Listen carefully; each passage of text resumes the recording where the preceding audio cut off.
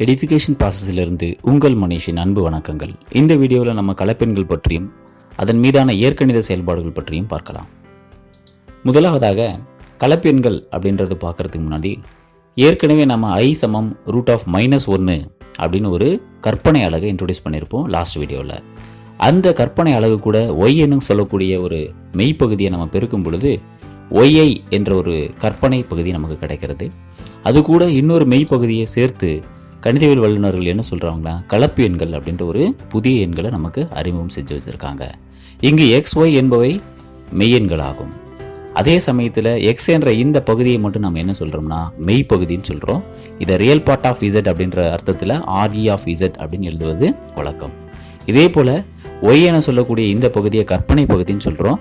அதில் imaginary part of zன்னு ஆங்கிலத்தில் சொல்லுவாங்க. அதனால் IM ஆஃப் z என்பது இதனுடைய குறியீடாகும். IM ஆஃப் z என்பது இதனுடைய குறியீடாகும். இங்கு சப்போஸ் ஒரு -y இருந்ததுன்னா அப்போ நம்ம -y முழுவதும் கற்பனை பகுதியாக எடுத்துக்கணும். ஸோ இந்த மாதிரியான இந்த வடிவத்துக்கு என்ன பெயர் வைக்கிறாங்க அப்படின்னு பார்த்தீங்கன்னா கலப்பெண்களின் செவ்வக வடிவம் அப்படின்னு சொல்லியிருக்காங்க. எப்பவுமே எண்கள் என்று நம்மளுடைய நினைவில் வந்த உடனே சொல்லக்கூடிய எண்கள்னா 1 2 3 4 5 6 7 8 இப்படி போயிட்டே இருக்கக்கூடிய எண்களை சொல்லுவோம். இதை நம்ம இயல் எண்கள்னு சொல்லுவோம். இது கூட 0 என்ற எண்ணை நம்ம சேர்த்தும் பொழுது முழு எண்கள் அப்படின்னு சொல்லுவோம். அதே போல் குறை எண்களை சேர்த்து -1 -2 -3 -4 போயிட்டே இருக்கக்கூடிய இந்த எண்களை சேர்த்து நம்ம முழுக்கள் அப்படின்ற ஒரு அர்த்தத்தில் சொல்லுவோம். இந்த எண்களுக்கு இடையில விகிதமுறு எண்களும் விகிதமுறா எண்களும் கொட்டி கிடக்கின்றன. அவற்றை எல்லாம் இணைத்து நம்ம ஒரு மெய்யெண் கொட்டில் குறிப்பது வழக்கம். இது நாம் அறிந்தது. இப்போ நமக்கு கிடைச்சிருக்கக்கூடிய இந்த கலப்பெண்களை குறிப்பதற்கு இந்த அச்சு நமக்கு நிச்சயமாக பயன்படாது. அப்போ அந்த கற்பனை எண்களை நம்ம குறிப்பதற்கு வேறொரு அச்சை நம்ம பயன்படுத்துகிறோம். அது எப்படி அப்படின்னு பார்த்தீங்கன்னா இங்கே இருக்கக்கூடிய ஒவ்வொரு மெய்யெண்ணையும் i என்ற எண்ணை அந்த கற்பனை அலகால் பெருக்கப்படும் பொழுது கிடைக்கக்கூடிய எண்களை ஒரு எண்கோட்டில் குறிக்கிறோம். இதை போல இதை நம்ம குறிக்கிறோம்.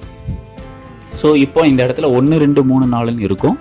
ஆனாலும் இதனுடைய அர்த்தம் என்னன்னா i 2i 3i 4i அப்படின்ற மாதிரியான ஒரு அர்த்தம் தான் இது. ஸோ இந்த அச்சுக்கு நம்ம என்ன பெயர் சூட்டுறோம் அப்படின்னு பார்த்தீங்கன்னா கற்பனை அச்சுன்னு பெயர் சூட்டுறோம். ஏற்கனவே நமக்கு தெரிஞ்சது மெய்யச்சு. இந்த மாதிரியான இந்த தளத்திற்கு என்ன பெயர் கொடுக்குறாங்கன்னா ஆர்கன் தளம் அப்படின்னு ஒரு பெயரை சூட்டியிருக்காங்க. ஸோ இப்போ அந்த கலப்பெண் z சமம் x + iy இருந்ததுன்னா அதை ஒரு புள்ளியாக குறிப்பது வழக்கம். உதாரணத்திற்கு மெய்யச்சினுடைய இதில் x தொலைவும் கற்பனை அச்சினுடைய தொலைவில் y தொலைவும் நம்ம எடுத்து இந்த பாயிண்ட்டை நம்ம குறிப்போம். அல்லது சில சமயங்களில் இதை ஒரு வெக்டராக குறிப்பதும் வழக்கம். அதாவது இந்த இடத்துல நிலை வெக்டராக குறிச்சிருக்கோம். சில சமயங்களில் அறுதி இல்லாத வெக்டராகவும் குறிப்பது வழக்கம். சரிங்களா? அடுத்தபடியாக கலப்பெண்களின் மீதான இயற்கணித செயல்பாடுகள் என்றவுடன் நம்மளுடைய நினைவில் வரக்கூடிய விஷயங்கள்லாம் பார்க்கலாம். முதல்ல நம்ம திசையிலி பெருக்கம் பார்க்குறோம். திசையிலி பெருக்கம்னா ஒரு மாறிலியால் ஒரு கலப்பெண்ணை பெருக்கிறது எப்படி அப்படின்றது மிக எளிமையாக. அதாவது பார்த்திங்கன்னா அந்த கலப்பெண்களை சாதாரணமாக அந்த எண்ணால் பெருக்கும் பொழுது எப்படி நம்ம ஒரு மெய்யெண்களை பெருக்குவோமோ அதே போல தான் இங்கேயும் நம்ம செயல்பட போகிறோம். கூட்டலும் அது போல தான், Z1 அது போல தான், Z1 + Z2. இயற்கணிதத்தில் நாம் எப்படி கூட்டல் செயல்பாடுகள் செய்வோமோ அதே போல் x உறுப்புகள்லாம் ஒன்றாக கூட்டுவோம், y உறுப்புகள்லாம் ஒன்றாக கூட்டுவோமோ அதே மாதிரி இங்கே நம்ம என்ன செய்வோம்னா மெய்ப்பகுதிகள்லாம் தனியாக கூட்டுவோம், கற்பனை பகுதியெல்லாம் தனியாக கூட்டுவோம். அதே மாதிரி கழித்தல் அதுவும் அது போல தான். மெய்ப்பகுதிகளை தனியாக கழிக்க போகிறோம், கற்பனை பகுதிகளை தனியாக கழித்து எழுத போகிறோம். அடுத்தபடியாக பெருக்கல் என்பதும் நம்ம இயற்கணித கோவைகளை பெருக்குவோமோ அதே போல தான் இங்கேயும் நம்ம பெருக்கல் செய்ய போகிறோம். இதை நம்ம கணக்குகளை சால்வ் பண்ணுறது மூலமாகவே நம்ம எளிமையாக புரிஞ்சிக்க முடியுன்றதுனால நேரடியாக கணக்குகளுக்கு போகலாம். முதல் கேள்வியாக என்ன கொடுத்துருக்காங்கன்னா z சமம் 5 - 2i மற்றும் w சமம் -1 + 3i என கொண்டு மதிப்புகளை காண்கன்னு சில கேள்விகள் கொடுத்துருக்காங்க. அதில் முதலாவதாக z + w மதிப்பை கண்டுபிடிக்க சொல்கிறாங்க. அதாவது கூட்ட சொல்லியிருக்காங்க. அப்போ கூட்டுறதுக்கு நம்ம என்ன செய்யலாம் அப்படின்னா அந்த எண்களை எழுதியிருக்கிறோம், இசட்டையும் டபிள்யூவையும். இப்போ ப்ளஸ்ன்றதுனால நம்ம நேரடியாக இங்கே கூட்ட போகிறோம். ஏற்கனவே சொன்னது போல் நம்ம முதல்ல செய்ய வேண்டியது அது ரெண்டுத்தினுடைய மெய்ப்பகுதிகளை தனியாக கூட்டணும். இங்கே மெய்ப்பகுதிகள் என்பது இதில் 5 மற்றும் -1. 5ஐயும் -1ஐயும் கூட்டினா நமக்கு என்ன கிடைக்கும் அப்படின்னா 4 என எதிர்குறியாக இருக்கிறதுனால கழிச்சிடணும். அடுத்து கற்பனை பகுதிகள் அப்படின்னு பார்க்கும் பொழுது -2i + 3i இருக்குது. அப்போ -2ஐயும் +3ஐயும் நம்ம கூட்டும் பொழுது நமக்கு என்ன கிடைக்கும்? +3ஐயும் நம்ம கூட்டும் பொழுது நமக்கு என்ன கிடைக்கும்னா +i இல்லைங்களா? ஸோ அப்போ இதனுடைய மதிப்பானது 4 + i. ரொம்ப சிம்பிளாக இருக்கும் கூட்டலானது. அடுத்தபடியா ஒரு கழித்தலுக்கு ஒரு உதாரணம் ரெண்டாவது கேள்வி கேட்டிருக்காங்க. z மைனஸ் IW, z என்னவோ அதை எழுதியிருக்கோம், மைனஸ் I இன்ட்டு W எழுதியிருக்கோம். இப்போ மைனஸால் பெருக்கிறோம். இப்போ மைனஸ் இன்ட்டு மைனஸ் என்ன ஆகிடும்னா உங்களுக்கு ப்ளஸ் கிடைக்கும் இல்லைங்களா? அப்போ ப்ளஸ் I, அதே மாதிரி மைனஸ் இன்ட்டு ப்ளஸ் என்ன கிடைக்கும்னா மைனஸ் 3I ஸ்கொயர்னு வரும் இல்லைங்களா? அப்போ 3I ஸ்கொயர்னுடைய மதிப்பு என்ன அப்படின்னு பார்த்தீங்கன்னா I ஸ்கொயருடைய மதிப்பானது -1. அப்போ மைனஸ் இன்ட்டு மைனஸ் என்ன ஆகிடும்னா ப்ளஸ் 3ன்ற மாதிரியான விடை நமக்கு கிடைக்கிறது. சரிங்களா? இப்போ நம்ம நார்மலாக எப்படி கூட்டினோமோ அதே மாதிரி கூட்டிக்கலாம். அதாவது மெய்ப்பகுதியில் மட்டும் எடுத்து பார்த்தோம்னா 5 + 3, எனவே 5ஐயும் 3ஐயும் கூட்டினோம்னா 8. கற்பனை பகுதிகள் மட்டும் எடுத்து பார்த்தோம்னா -2I + I, அதை ரெண்டையும் கூட்டும் பொழுது நமக்கு என்ன கிடைக்கும்னா -I அப்படின்ற விடை கிடைக்கும். அவ்வளவுதான். ஆறாவது சப்டிவிஷன் பார்க்கலாம். z + W the whole square. அதே போல இங்கேயும் a + b whole square, a - b whole square எப்படி நம்ம ஏற்கனவே பயன்படுவோம் அதே மாதிரி தான் கலப்பெண்களையும் நம்ம பயன்படுத்தலாம். அப்போ 4 + I the whole square எடுத்துக்கலாம். இது உடனடியாக இந்த ஃபார்முலா நமக்கு நினைவுக்கு வந்துடும். a + b whole square = a square + 2ab + b square. So இங்கே a என்பது 4, எனவே 4 ஸ்கொயர் பண்ணிங்கன்னா 16 + 2ab, அப்போ 2 8 iன்னு வரும், ப்ளஸ் I ஸ்கொயர். I ஸ்கொயருடைய மதிப்பு என்ன? -1. எனவே 16ல் 1 போச்சுன்னா 15 + 8i என விடை கிடைக்கிறது. மிக எளிமையாக இந்த இயற்கணித செயல்பாடுகளை நம்மளால செய்ய முடியும். அடுத்தபடியாக ரெண்டாவது கேள்வி என்ன கொடுத்துருக்காங்கன்னா z சமம் 2 + 3i என கொண்டு கீழ்காணும் கலப்பெண்களை ஆர்கன் தளத்தில் குறிக்க அப்படின்னு கேட்டிருக்காங்க. z iz மற்றும் z + iz முதல் கேள்வி. இரண்டாவது கேள்வி z - iz மற்றும் z - iz. என்ன நடக்குதுன்னு பாருங்க. z என்பது சிம்பிள் 2 + 3i.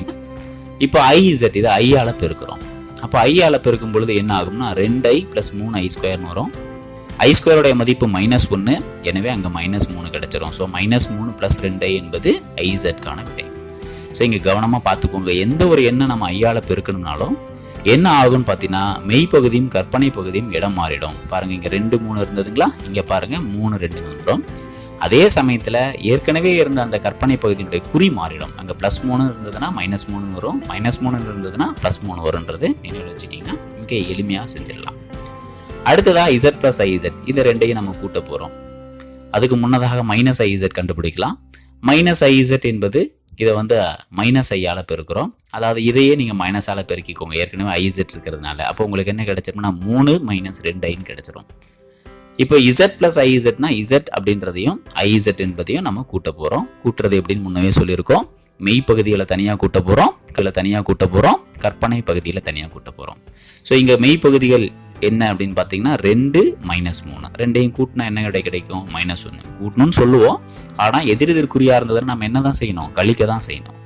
அப்போ பெரிய எண்ணுடைய குறி மைனஸ். அதே போல் கற்பனை பகுதிகள்னு பார்க்கும் பொழுது 3i 2i ஒரே குறியாக இருக்கிறதுனால கூட்டிக்கலாம். 3 2 கூட்டோம்னா +5i. அடுத்தபடியாக z - iz, அப்போ இந்த உறுப்பை கவனத்தில் எடுத்துக்கலாம். அப்போ இதில் இருக்கக்கூடிய மெய்ப்பகுதி என்பது 3 + 2, எனவே 5. அதே மாதிரி கற்பனை பகுதின்னு பார்க்கும்பொழுது -2i + 3i, 2 வேற வேற குறி, கழிக்கலாம். 3iல் 2i போச்சுன்னா +i.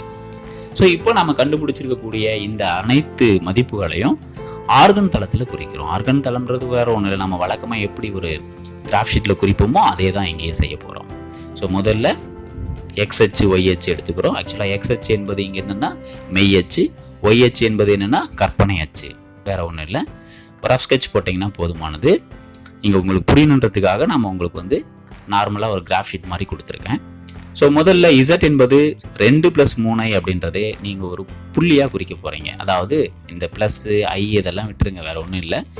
ஜஸ்ட் இதை 2, 3 அப்படின்ற ஒரு புள்ளியாக குறிக்க போகிறோம். அப்போ 2ன்னு எங்கே பார்ப்போம்னா x அச்சில் 2 பார்ப்போம், y அச்சில் 3, அதாவது இந்த இடத்துல இருக்கும் இல்லைங்களா? அப்போ z சமம் 2, 3. அதே மாதிரி iz என்ன இருக்குதுன்னா -3 + 2iன்னு இருக்கு. இந்த z அப்படின்றத ஆதி புள்ளியோட சேர்த்தோம்னா நமக்கு இந்த மாதிரியான ஒரு வெக்டர் அமைப்பு கிடைக்கும். அடுத்ததா iz குறிக்க போகிறோம்.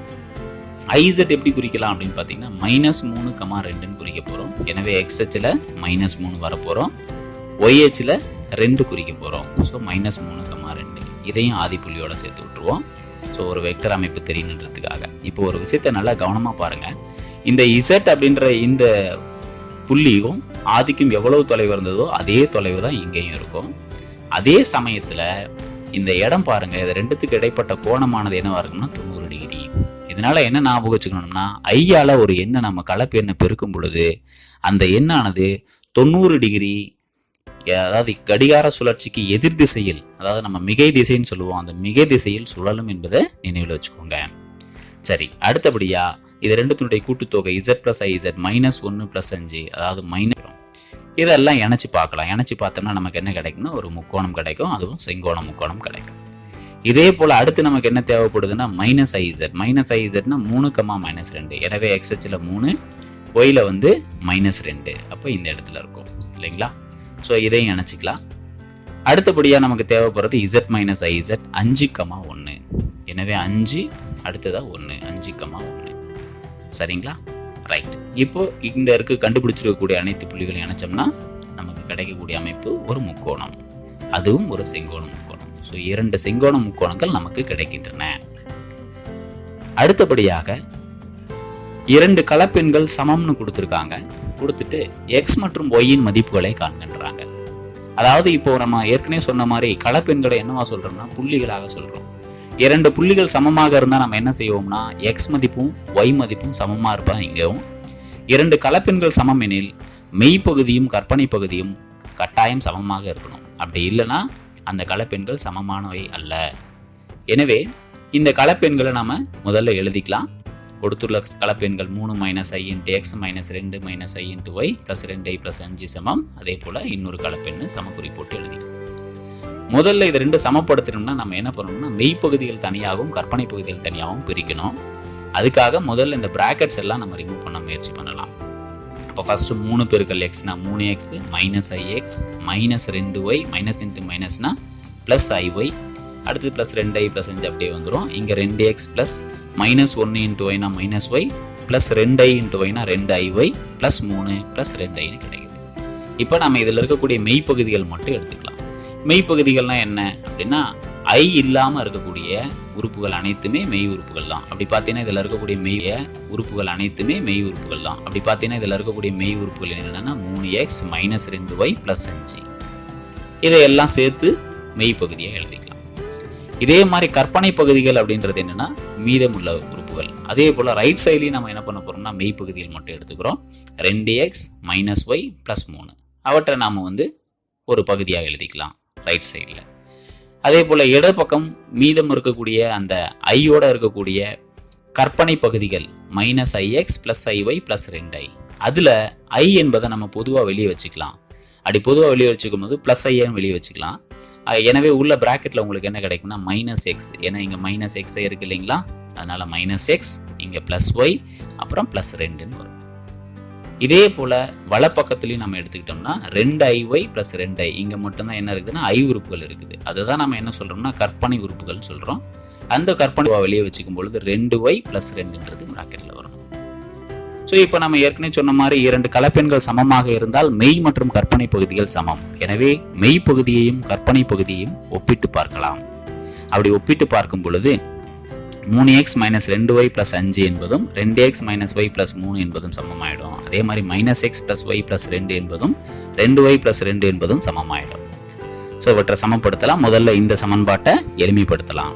இந்த இருக்கக்கூடிய 2x இங்கே கொண்டு வந்துருக்க லெஃப்ட் சைட் கொண்டு வந்துடுவோம், -y இடது பக்கம் கொண்டு வந்துடுவோம். இந்த 5 என்ற எண்ணை வந்து வல பக்கமாக கொண்டு வந்துடலாம். அப்போ +2x இந்த பக்கம் வந்ததுன்னா என்ன ஆகும், -2x, -y இந்த பக்கம் வந்ததுன்னா +y. அதே போல் +5 வலப்பக்கம் வரும்பொழுது -5 மாறும். ஸோ 3x - 2x சுருக்கணும்னா x வரும். -2y + y னா -y.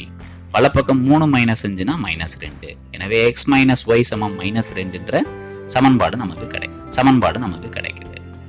அடுத்தபடியாக இங்கே அதே மாதிரி சுருக்கிறதுக்கு முயற்சி பண்ணுவோம். அப்படி முயற்சி பண்ணும் பொழுது இந்த 2y இந்த பக்கம் வந்ததுன்னா -2y ஆகிடும் இல்லைங்களா. எனவே நமக்கு என்ன கிடைக்குதுன்னா -x + y -2y = 2 - 2. So -x - y = 0 அப்படின்னு கிடைக்கும். ஸோ இதை நம்ம சமன்பாடு 2ன்னு வச்சுக்கலாம். இப்போ நமக்கு 2 சமன்பாடுகள் கிடைச்சிருக்கு. இந்த 2 சமன்பாடுகளின் தீர்வு கண்டுபிடிச்சோம்னா xy மதிப்பு கிடைச்சிடும். ஸோ இப்போ அதுக்கு என்ன செய்யலாம், இங்கே பார்த்தீங்கன்னா +x இருக்குது, இங்கே என்ன இருக்குன்னா -x இருக்குது. எனவே கூட்டினாலே நமக்கு அது ரெண்டும் எளிமையாக ரிமூவ் ஆகிடும் இல்லைங்களா. அதை தான் நம்ம செய்ய போகிறோம். எனவே கூட்டும் பொழுது +xம் -xம் அடிபட்டு போயிடும். ஆக -y கூட்டும் பொழுது -2y சமம் -2ன்னு வரும். இந்த -2 இங்கே பெருக்கலாக இருக்குது, வலப்பக்கம் போச்சுன்னா வகுத்தலாக போகும். எனவே y சமம் -2/-2 சுருக்குனா 1என்ற விடை கிடைக்குது. ஸோ ஒய்யோடைய மதிப்பு கொண்டு போய் முதல் சமன்பாட்டில் பிரதியிடும் பொழுது நமக்கு என்ன கிடைக்கும்னா எக்ஸ் -1 சமம் -2ன்னு வருது. இந்த -1 ரைட் சைடு போச்சுன்னா +1 மாறும் உங்களுக்கு. எனவே எக்ஸ் சமம் -2 +1 பொழுது நமக்கான விடை என்ன கிடைக்கும்னா -1. ஆக எக்ஸோடைய மதிப்பு -1, ஒய்யோட மதிப்பு 1 என எளிமையாக கண்டறிஞ்சிடலாம். தேங்க்ஸ் ஃபார் வாட்சிங். Consider to subscribe our channel, share our channel to your friend circle. Thank you once again.